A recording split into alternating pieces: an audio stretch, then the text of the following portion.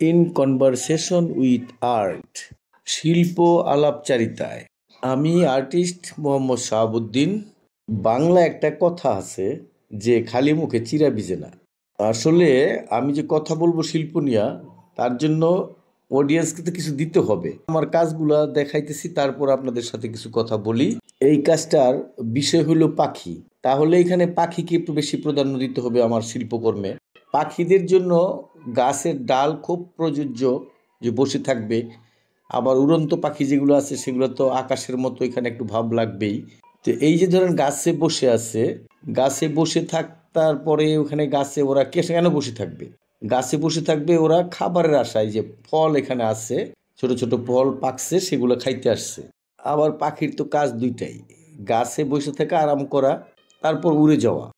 বসা অবস্থায় ওদের বিভিন্ন রকম অঙ্গভঙ্গি এখানে ভাব আছে, যে খাবে, কেউ খেয়েছে, কেউ রেস্ট নিতেছে, কেউ আবার খাবারের জন্য তাকাইতেছে। এগুলোর দিকে খেয়াল রাখতে হয় একটা শিল্পকর্ম করার সময়। যেহেতু রিয়ালিস্টিক পাখি এখানে, গাছ রিয়ালিস্টিক, তারপর এখানে পাখিকে প্রাধান্য রাখতে হবে। এখানে যে ফল ব্যবহার করা হয়েছে, ফলগুলাতে এত ডিটেল করি নাই, কারণ ফলগুলাতে ডিটেল করলে চোখ যাবে ফলে, তখন পাখি মার খাবে। গাছের ডালগুলোও কিছু জায়গায় আপনার ডিটেল করা আছে, আবার কিছু জায়গায় ডিটেল করা নাই। এর কারণ হলো, যেখানে পাখিটা দেখবে সেই জায়গাটায় ডিটেল করা আছে, আর অন্য জায়গায় ডিটেল করি নাই। এগুলো আসলে গ্রামার। ক্যামেরা আবিষ্কারের পরে শিল্পীদের একটা জ্ঞান তৈরি হয়েছিল, যে শিল্পী যে জায়গাটা দেখাবে সেই জায়গাটাই অডিয়েন্স দেখবে, বাকি জায়গাটা শিল্পীর ইচ্ছা দেখতে দিবে না।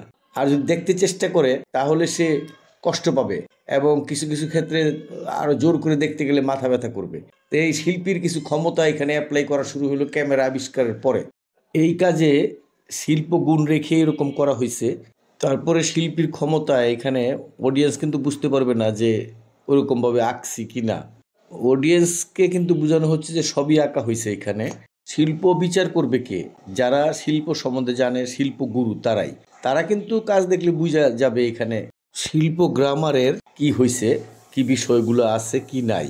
যেহেতু সারি আঁকা হয়েছে, সেহেতু এখানে আবার কিছু তল সৃষ্টি করা হয়েছে। আর শাড়িতে খুব বেশি তল সৃষ্টি করা যাবে না, একদম পার্সপেক্টিভ ব্যবহার করে দূরে দেখানো যাবে না, সেটা আবার ভিন্নভাবে সাবজেক্ট নিতে হবে। এই অঞ্চলের ডিজাইন, যেমন আমাদের ড্যামরার জামদানি অনেক আগানো ডিজাইন, সেটা কিন্তু ফ্ল্যাট সার্ভিসই হয়। তাই শাড়ি আঁকতে একটু নজর রাখতে হয়, যে আমরা যেই পর্যন্ত শিল্প নিয়ে শাড়ি নিয়ে আগায় গেছি, ওইটা কিন্তু মানুষের মনে থাকে। ওইটা মনে রাখাই আমাদের কাজ করতে হয়, মানুষকে ওইভাবে দিতে হয়। এই পাখিগুলা 3 ফিট 3 ফিট বা 6 ফিট 6 ফিটও যদি হয়, একটা ক্যানভাসে আঁকা হয়, তাহলে ওইখানে গুছানোর জন্য অনেক সুবিধা থাকে। কিন্তু এত বড় কাজে অডিয়েন্সকে গুছাইয়া দেওয়া শাড়ি রূপে একটু কঠিন ব্যাপার। শিল্পের মূল ব্যাপার হলো সুন্দর তৈরি করা। সুন্দর যত হবে তত অডিয়েন্সকে ধরে রাখা যাবে, মানুষের দৃষ্টি এখানে থাকবে। এটা হলো মূল বিষয়।